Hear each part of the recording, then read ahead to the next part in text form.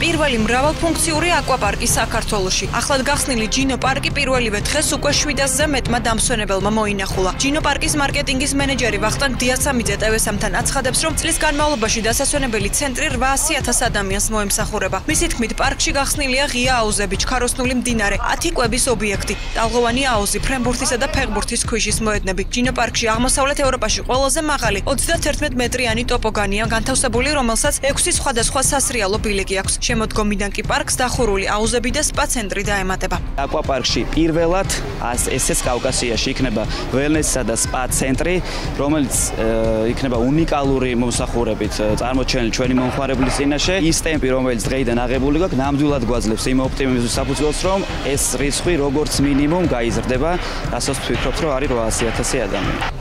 ჯინო პარკის სტანდარტული პაკეტი, რომლის ფასშიც ყველა ღია აუზი და ჩამოსასრიალებელი შედის 35 ლარი ღირს. შესვლა 2 წლამდე ბავშვებისთვის უფასოა. 11 წლამდე ბავშვებზე კი 30%-იანი ფასდაკლება მოქმედებს. 30%-იანი ფასდაკლება ვრცელდება 60 წელს გადაცილებულ დამსვენებლებზეც.